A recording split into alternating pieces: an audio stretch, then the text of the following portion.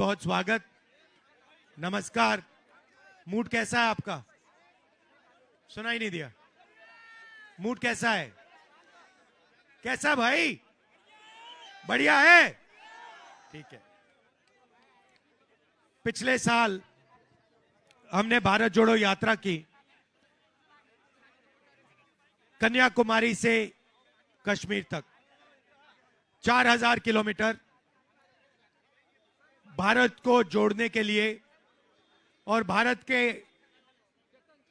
जो कमजोर लोग हैं, जिनके साथ अन्याय हो रहा है, उनका जो मैसेज है उसको उठाने के लिए हमने यात्रा की।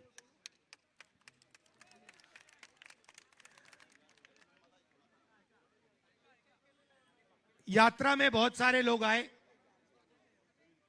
हमसे मिले और उन्होंने कहा देखिए आप भारत जोड़ो यात्रा कर रहे हो, मगर ऐसे बहुत स्टेट हैं जहां आप जा ही नहीं रहे हो। आप गुजरात नहीं जा रहे, आप उड़ीसा नहीं जा रहे, आप असम नहीं गए, छत्तीसगढ़ नहीं गए, झारखंड नहीं गए, बिहार नहीं गए, तो ये कैसी भारत जोड़ो यात्रा हुई? आपको दूसरी भारत जोड़ो यात्रा करनी चाहिए, ईस्ट से वेस्ट करनी चाहिए। तो हमने मणिपुर से शुरू किया, आज हम यहां आपके सामने महाराष्ट्र में खड़े हैं, और इसमें हमने न्याय शब्द जोड़ दिया। पहली यात्रा भारत जोड़ो यात्रा, दूसरी यात्रा भारत जोड़ो न्याय यात्रा। इसमें न्याय शब्द क्यों जोड़ा? क्योंकि हिंदुस्तान में गरीब लोगों के साथ,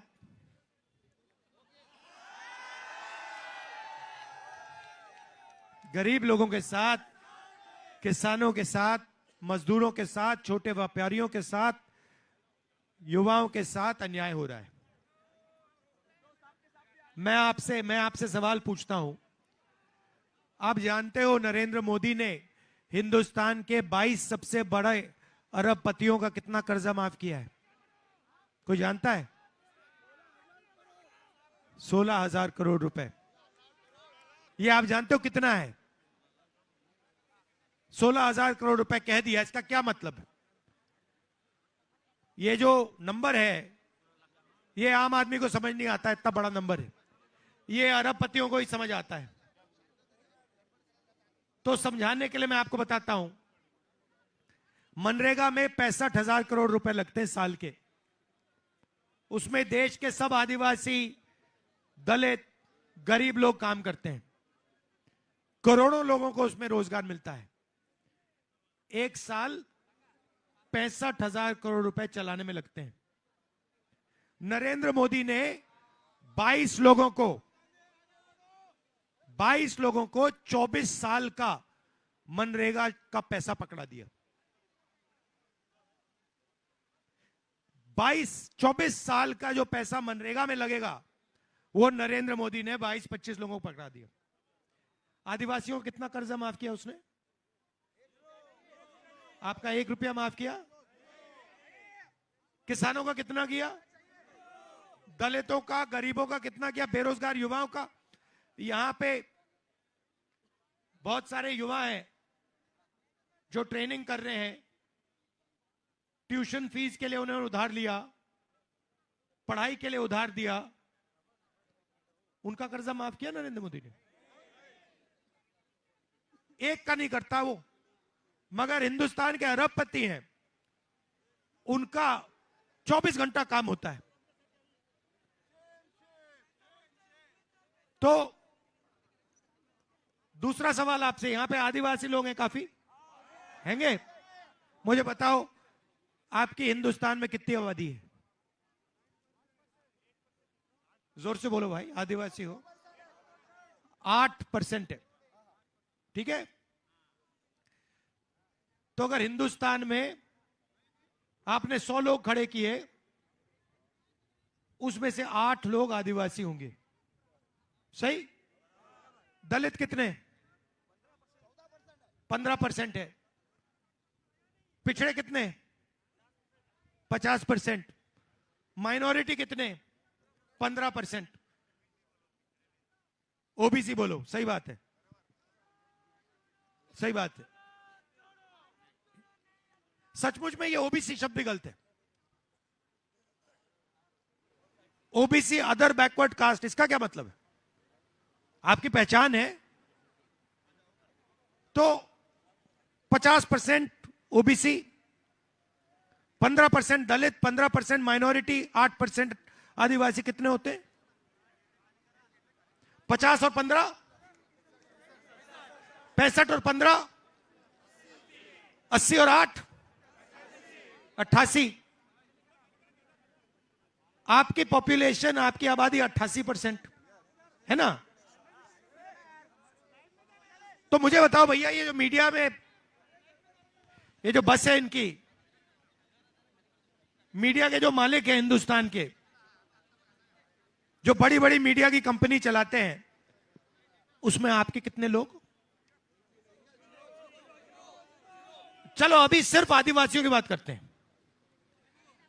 मीडिया के मालिकों में, मीडिया के जो बड़े बड़े पत्रकार हैं, जो इन्फ्लुएंसर हैं, उसमें आदिवासी कितने?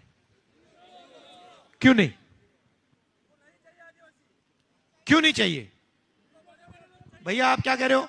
नहीं चाहिए का क्या मतलब? आपकी, अरे भाई सुनो सुनो, देखो भैया, नहीं नहीं, बात समझो, बात समझो।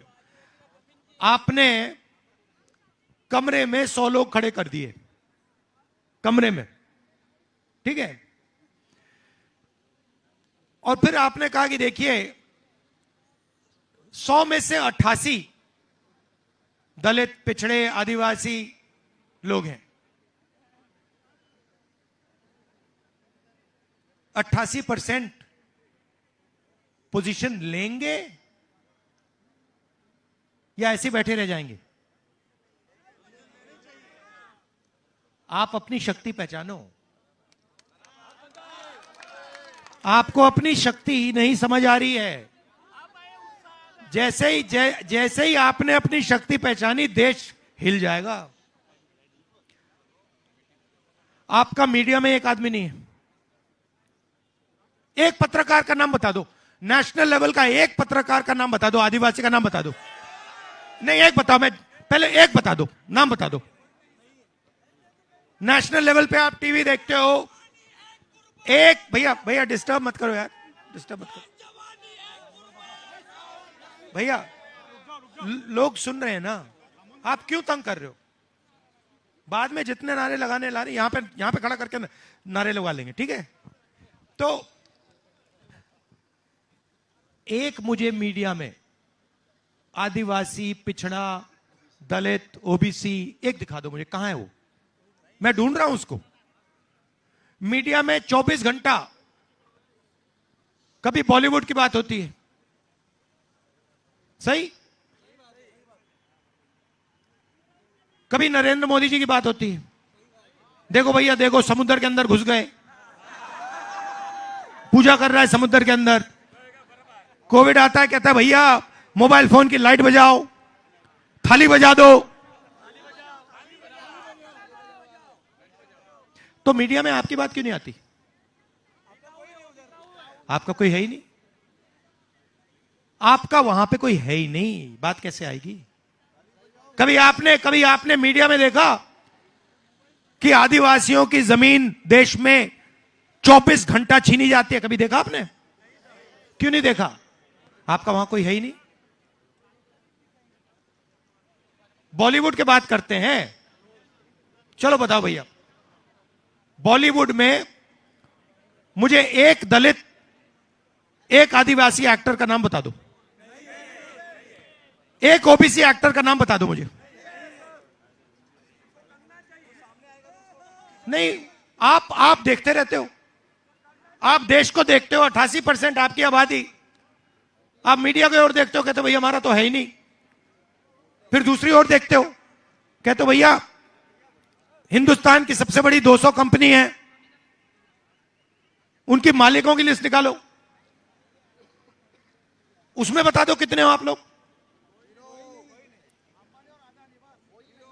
अदानी पिछड़े वर्ग का है, ओबीसी है, दलित है, आदिवासी है, तो फिर अंबानी भी वही है। लिस्ट निकालो भाई, 200 में आपसे आपका एक नहीं मिलेगा। मैंने निकाली है, ऐसे नहीं बात करता मैं। आप लिस्ट निकालो, आपको वहां एक ओबीसी नहीं मिलेगा, एक दलित नहीं मिलेगा, एक आदिवासी नहीं मिलेगा, कोई नहीं मिलने वाला। वहां पे 5% का राज चल रहा है, उसमें गरीब जनरल कास्ट भी नहीं है। गरीब जनरल कास्ट का बच्चा अगर मीडिया में बड़ा पत्रकार बनना चाहे, मीडिया कंपनी का मालिक बनना चाहे, वो भी नहीं कर सकता। नहीं देंगे, आगे जाने नहीं देंगे। शक्ति पहचान अपनी। कैसे कैसे रोकेंगे आपको? जिस दिन आपको बात समझ आ गई, 88% को कोई नहीं रोक सकता, कोई नहीं रोक सकता। और वो 88 नहीं है, क्योंकि उसमें 5% गरीब जनरल भी जोड़ दो तो आप मीडिया में नहीं हो और कॉर्पोरेट में नहीं हो, तो आपके लिए नरेंद्र मोदी जी ने फसल बीमा योजना शुरू की। सही? ठीक है, तो मुझे बताओ, फसल बीमा योजना का कितना पैसा आता है हिंदुस्तान की सरकार से? बताओ। आपको ये सब आंकड़े मालूम होने चाहिए भाइयों बहनों।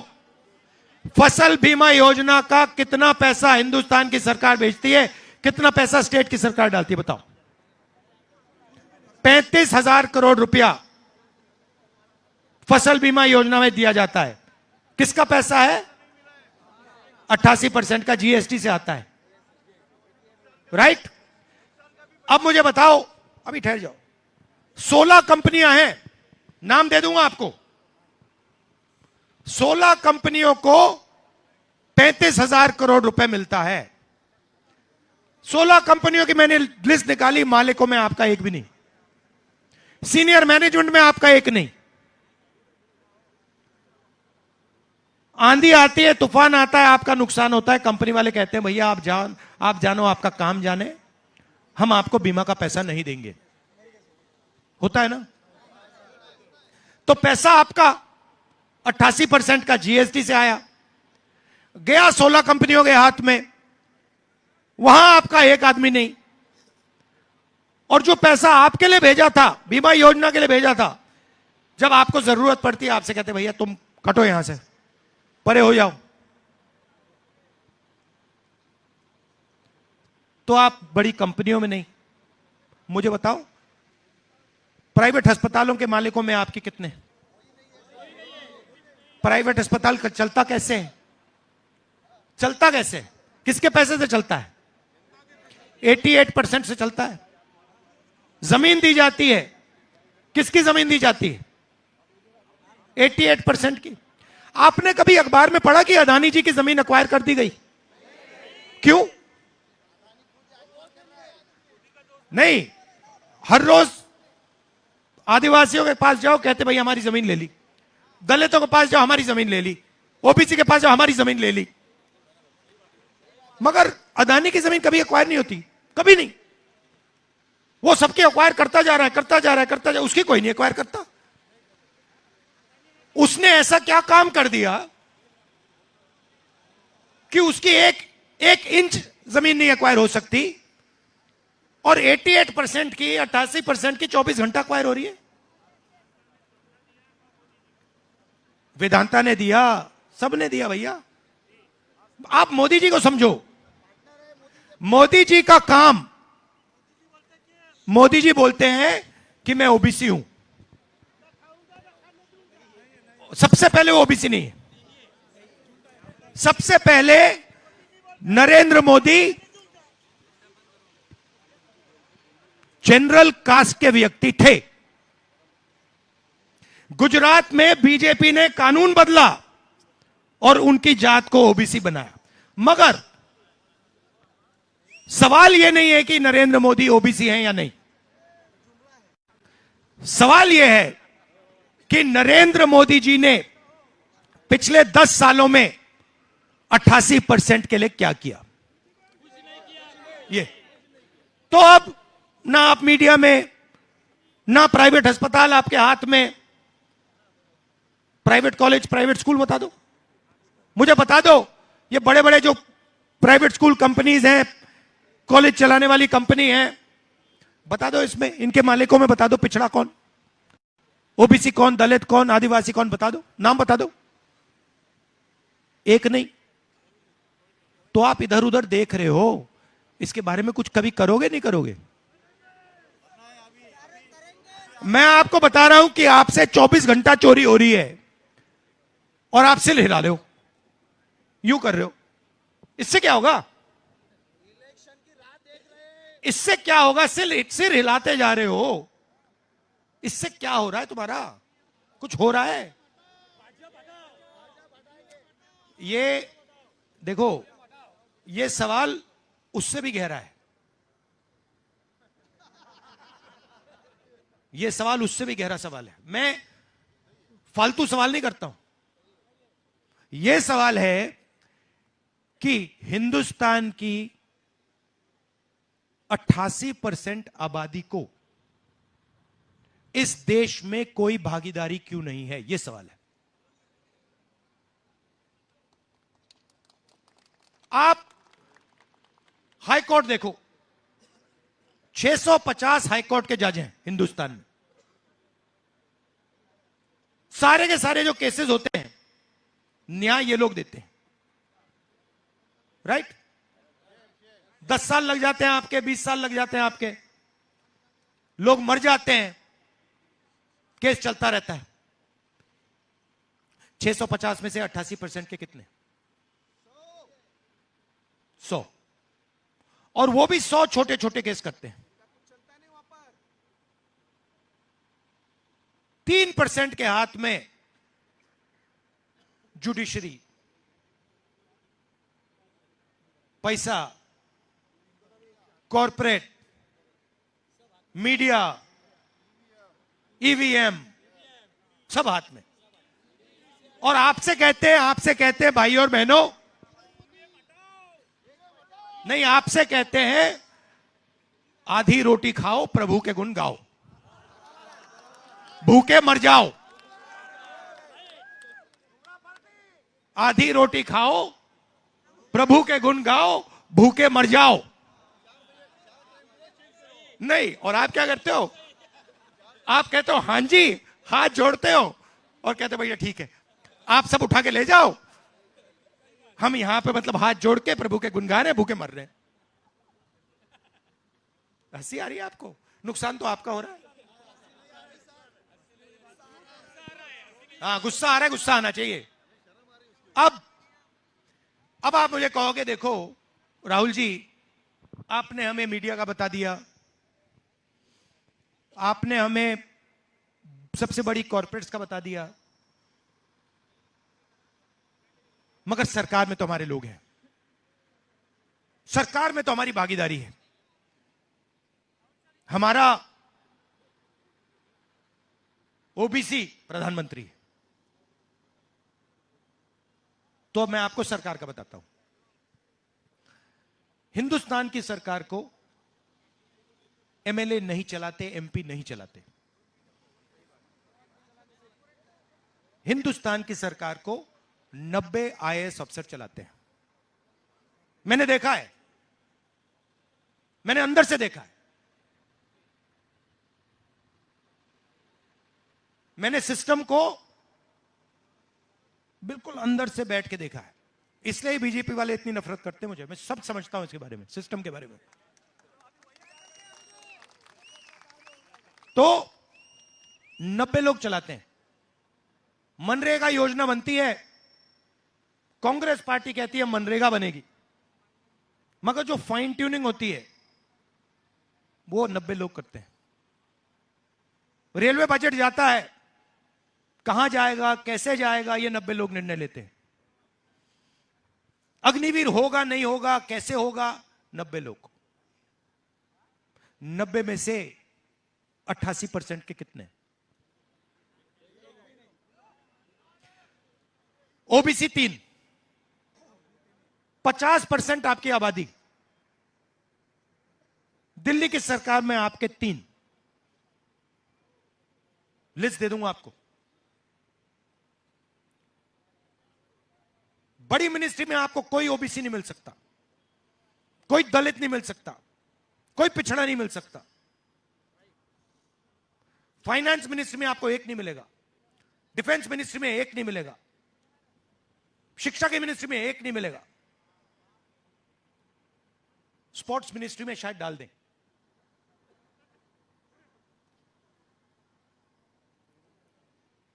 अगर हिंदुस्तान की सरकार 100 रुपए खर्च करती है, बजट में अगर 100 रुपए खर्च होता है,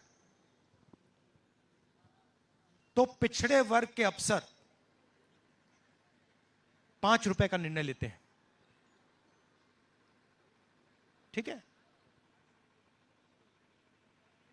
दलित अफसर 1 रुपया का निर्णय लेते हैं,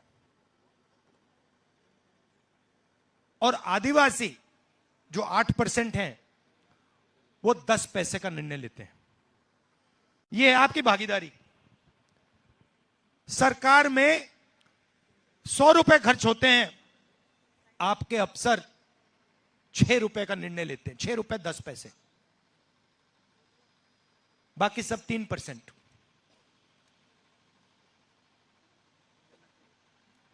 मीडिया में एडवर्टाइजमेंट जाता है,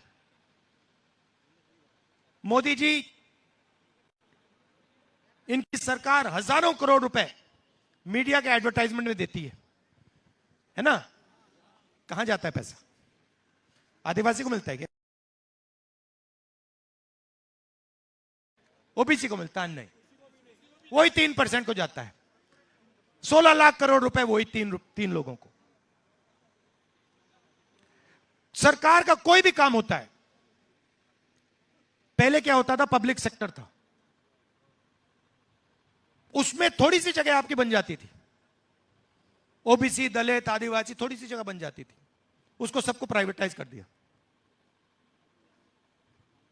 एनजीओ की बात करता हूं, एनजीओ को करोड़ों रुपए मिलते हैं। एनजीओ के मालिक में मुझे एक पिछड़ा दिखा दो, एक दलित दिखा दो, एक आदिवासी दिखा दो, कोई नहीं है। तो फिर मैं अपने आप से पूछता हूं, भाई ये हो क्या रहा है? ये 88% लोग जो देश के, ये करते क्या है? ये ना मीडिया में, ना सरकार में, ना पुलिस में, कहीं भी नहीं है। कहां क्या करते हैं ये लोग? क्या करते हैं ये? मजदूरी करते हैं। अभी जाग नहीं रहे, जिस दिन जागना शुरू हो गया ना, ये देश हिलना शुरू कर देगा। अभी जागने, अभी अभी अभी बहुत मतलब अभी अभी अभी अभी अभी तो कोई आइडिया, अभी तो कोई आइडिया नहीं है भाई, अभी कोई आइडिया ही नहीं है।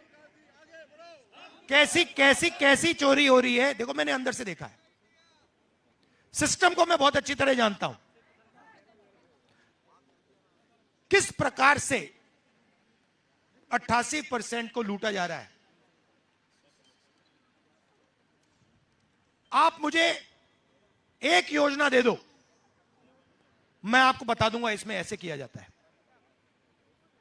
अग्निवीर की बात करनी है, बता देता हूं। फैशन का टॉपिक है आजकल।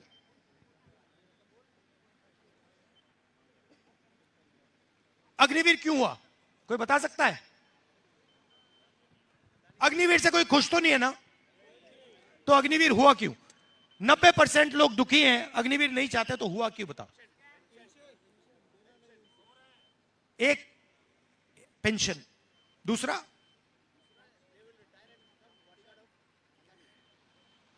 सबसे पहले क्या होगा? 4 लोगों को लिया जाएगा, ठीक है? उनसे कहा जाएगा भैया तुम अग्निवीर हो। उसमें कौन जाएंगे? उसमें 88 में से जाएंगे, उसमें दलित जाएंगे, पिछड़े जाएंगे, ओबीसी जाएंगे, आदिवासी जाएंगे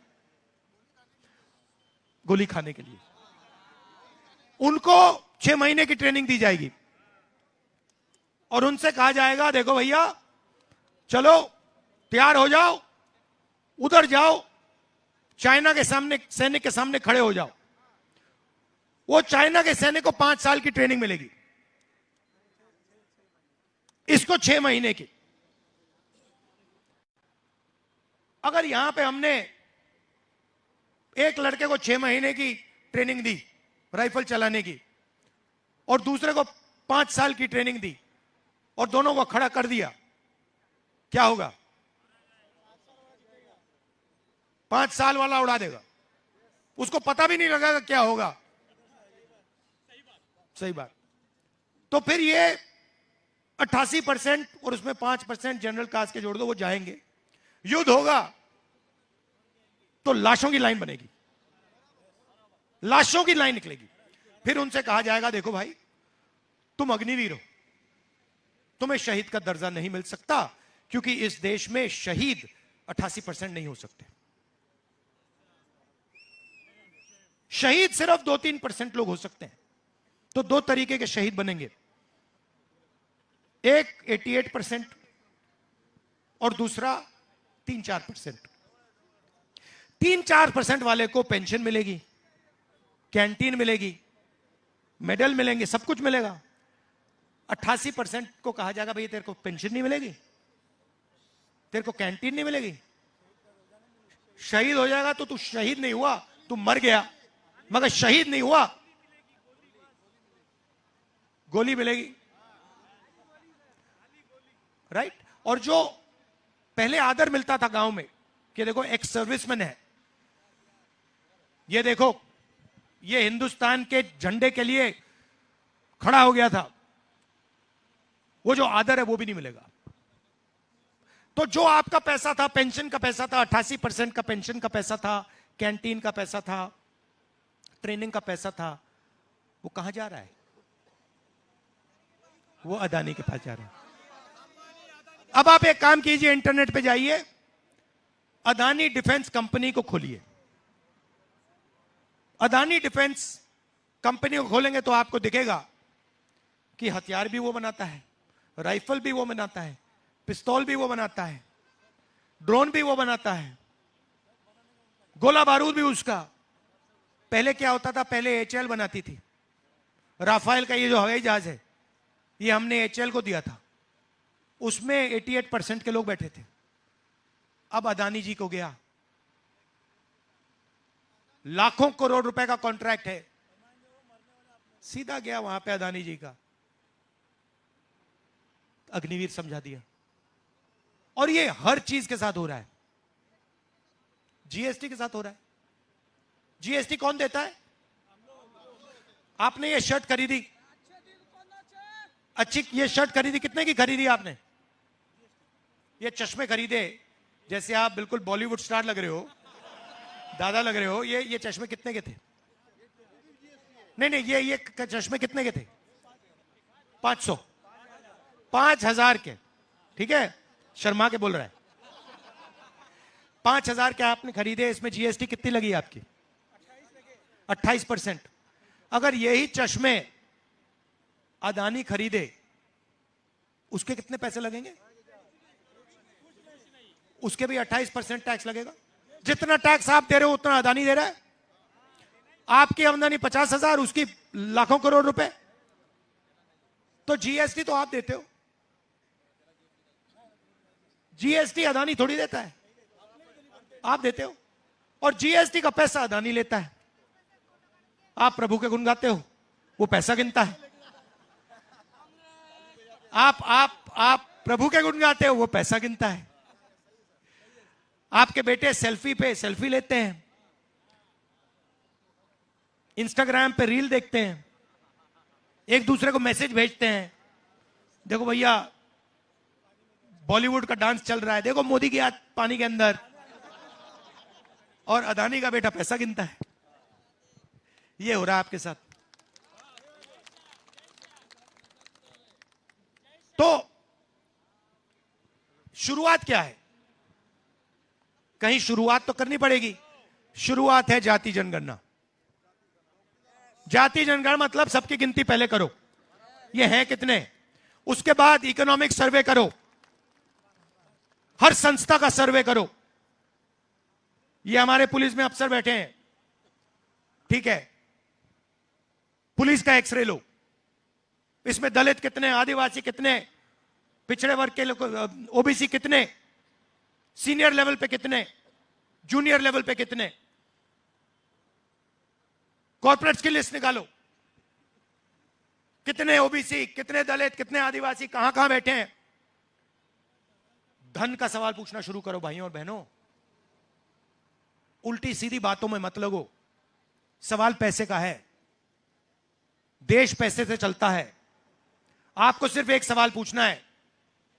अदानी वो सवाल हर रोज सुबह पूछता है, आज हिंदुस्तान की सोने की चिड़िया से मुझे कितने पैसे मिले। यही सवाल है और कोई सवाल नहीं है। ये जो पुलिस की वर्दी है, ये पैसा है, ये पावर है। हाई कोर्ट जो है वो पैसा है, पावर है। पब्लिक सेक्टर जो है पैसा है, पावर है। आप यही सवाल पूछो, इस देश ने आज मुझे कितना पैसा दिया, पावर में कितनी भागीदारी दी। मैं 88% का हूं, मेरे लोग कहां हैं।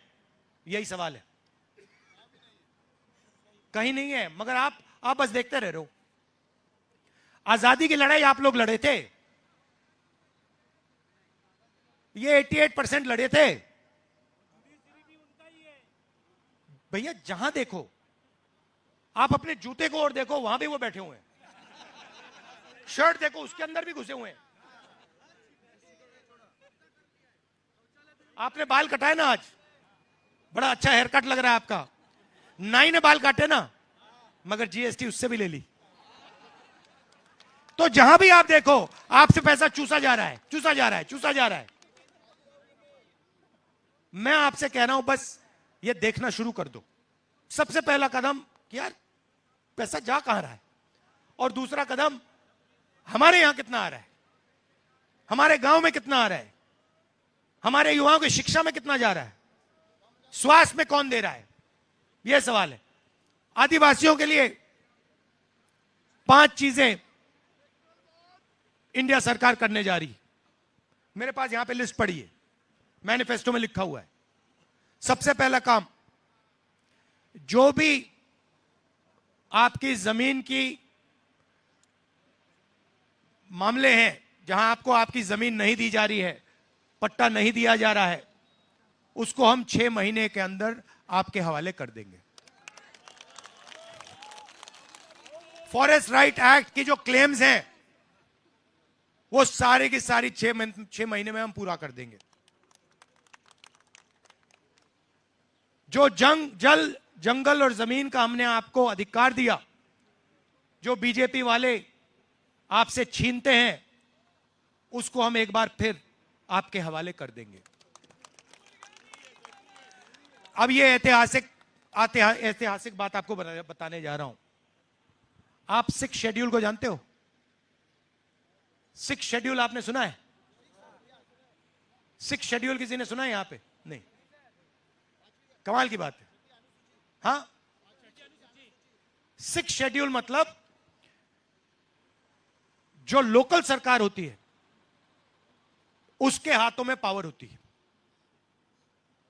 6 शेड्यूल मतलब जो गांव है, जो छोटे छोटे कस्बे हैं, पावर उनके हाथ में होती है। ठीक है? तो हमने निर्णय लिया है, जहां भी देश में आबादियों की 50% से ज्यादा, आदिवासियों की 50% से ज्यादा आबादी है, वहां पे 6 शेड्यूल लागू कर दिया जाएगा। मतलब ये आपके ऊपर से जो राज होता है, वो ऊपर से नहीं होगा। आप अपना राज करोगे पूरे हिंदुस्तान में, जहां भी आपकी आबादी 50% से ज्यादा है। और आखिरी काम, किसानों के लिए हमने लीगल एमएसपी लागू की है, करने जा रहे हैं। वैसे ही जो आपका जंगल का प्रोड्यूस होता है, जो जंगल में उगता है, जो आप बेचते हो, उसके लिए भी हम गारंटी करके आपको मिनिमम सपोर्ट प्राइस, कम से कम दाम देने जा रहे हैं। और 5वां काम, शायद सबसे बड़ा काम, हिंदुस्तान के सब गरीब परिवार हैं, उनकी लिस्ट बनाई जाएगी। उसमें ज्यादा से ज्यादा 88% के होंगे। होंगे नहीं होंगे? जो भी गरीब परिवार हैं, उन परिवारों में एक महिला को साल का 1 लाख रुपया बैंक अकाउंट में दिया जाएगा।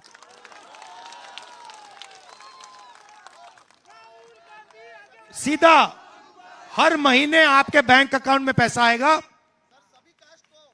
सभी कास्ट को, जनरल कास्ट, ओबीसी, दलित, आदिवासी, जो भी गरीब है, 1 लाख रुपया। खाउटी के उसकी तो बात बोलने की जरूरत ही नहीं, वो तो हम करेंगे ही करेंगे महाराष्ट्र में। तो 1 लाख रुपया, देखिए क्या होता है। पुरुष काम करता है, फैक्ट्री में जाता है, फैक्ट्री में काम करता है, सही बात। महिला क्या करती है? महिला बाहर जाके काम करती है, उसकी एक शिफ्ट वो हो गई, और दूसरी शिफ्ट क्या होती है? घर को चलाती है। तो महिला डबल काम करती है। आपके जैसे जाके जॉब करती है, और फिर जब आप घर आते हो, घर का पूरा काम, बच्चों का पूरा काम, स्कूल में मदद, खाना, भोजन, डबल काम करती है। उस डबल काम के लिए हिंदुस्तान की सरकार ने महिला को कभी सैलरी नहीं दी, पैसा नहीं दिया। ये हम फ्री में नहीं दे रहे पैसा। ये मत सोचिए कि 1 लाख रुपए हिंदुस्तान की गरीब महिलाओं को फ्री में दिया जा रहा है, नहीं। वो जो हिंदुस्तान के फ्यूचर जनरेशन के लिए मेहनत करती हैं, 7-8 घंटे रसोई में काम करती हैं, घर में काम करती हैं, उसके लिए 1 लाख रुपया उनको दिया जा रहा है। तो ये 5 काम हम आपके लिए करने जा रहे हैं। हिंदुस्तान में इस कानून के बाद आपको कोई ऐसा घर नहीं मिलेगा जिसकी आमदनी साल में 1 लाख रुपए से कम होगी। एक झटके से हम गरीबी को उड़ा देंगे। मगर मेन सवाल भैया आप भूलो मत, मेरा मेन मैसेज यह है कि आप 88% हो। आप अपने हक के लिए बोलना और लड़ना शुरू करो, क्योंकि बहुत आसानी से, मैं आपको ये समझ नहीं आ रही बात, ये बहुत आसानी से किया जा सकता है। मुश्किल नहीं है ये। आपने थोड़ा सा दबाव डाला, ये सारी संस्थाएं के दरवाजे खुल जाएंगे। हाँ, बब्बर शेर सो रहे हैं, बब्बर शेर सो रहे हैं। जग जाओ भाइयों और बहनों, शेर और शेरनियां जग जाओ। धन्यवाद।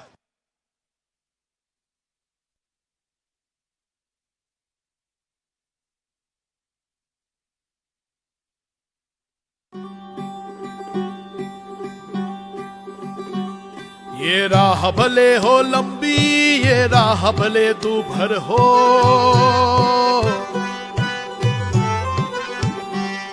इस राह पे चलते चलते हमको गाते जाना है। जो भारत को मां माने वो साथ हमारे आए, आके चेहरे पे मुस्कान जगाने आए। सब अंधेरे धुल जाएंगे जब पाएंगे न्याय, हम 3 रंग लहराएंगे जब पाएंगे न्याय। सब अंधेरे धुल जाएंगे जब पाएंगे न्याय, हम 3 रंग लहराएंगे जब पाएंगे न्याय। न्याय जो मजदूर किसानों की मेहनत में रंग लाए, हर औरत के साथ चले, हर एक युवा के संग आए। न्याय जो भागीदारी का हर एक को अपनाए, 5 न्याय का परचम अपना गली गली लहराए। हम जुड़े और जुड़ जाएंगे जब पाएंगे न्याय, हम 3 रंग लहराएंगे जब पाएंगे न्याय। हम जुड़े और जुड़ जाएंगे जब पाएंगे न्याय।